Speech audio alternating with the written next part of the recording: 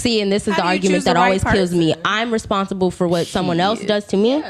Directly. Obviously, after multiple things happening, that makes sense. Like where it's like, okay, how many times are you gonna let this person do it to you? But if I don't know that someone's lying to me and giving me a story of them that's not true, and I have to experience them for a couple of months or whatever to be like, wait a minute, this pattern is showing itself. That's on me.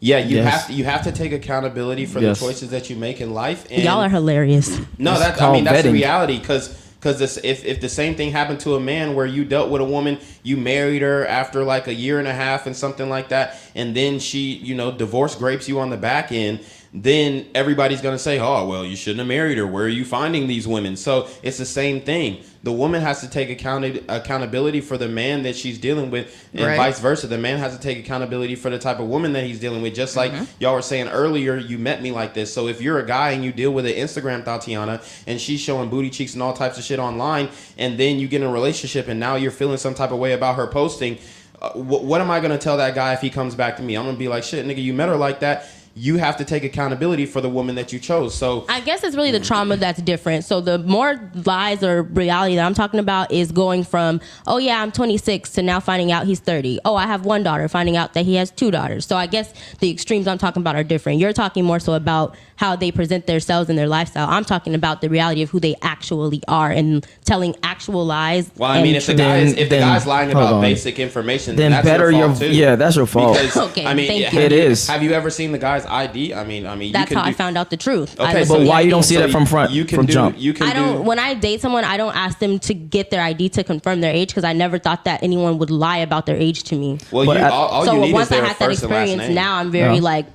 paranoid about let me find out, let me investigate and make sure your age is really your age. And this is also off the back that I'm 23. Most of the time when I was meeting people, it's in school, so I didn't have to really double check their ages when we're in the same classes and things like that, in the same crowds.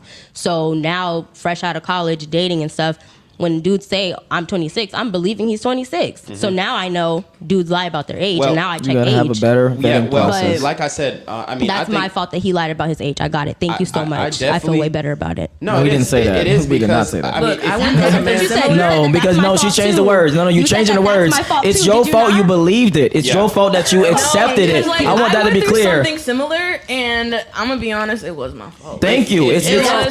Come on now. Let's have some accountability. Because it was crazy. Like in the back of my mind, something that whole time was like, something ain't right. In the back of my mind, that whole time was like, something ain't right. And it's like after that nagging feeling, and I pushed on it, is when I came to that answer. It's like it's your own intuition. You got I don't know. It's 2022, but it was on me. I vetting is very important. Yes, you gotta vet. I do my vetting. Public records are public, just like an employer vets an employee before hiring them to their company. You got to do the same thing for relationships. So I encourage women to, if you are, even before you even have sex with this man, you need to know his first name, you need to know his last name, you need to know his age. But these are things that women are overlooking.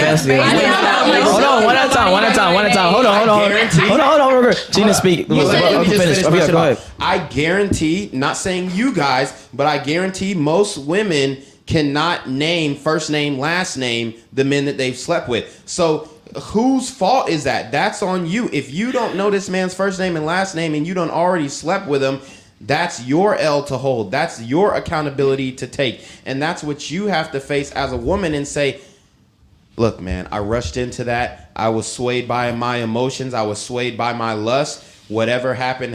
I have to take accountability for that. But if a man is able to lie about his name, his age, and it's a 2022, you got public records, you can easily look them background up. checks. You can do a background check for $5.99. I found out through IG. You said $5.99. No, hold on, one at a time. Go ahead. I found his mom's Instagram. I found his younger brother's Instagram, and it was through finding his younger brother's Instagram. How much time did that take you? How do you have time to do that? I found his, maybe I just am not good at it. I found his IG, and then he's following his mom. Hold on, real quick. You just said how much time did that take you? Why does it matter if that's somebody? Real quick. Why does it matter if that's someone you're going to invest your whole life with? Yeah.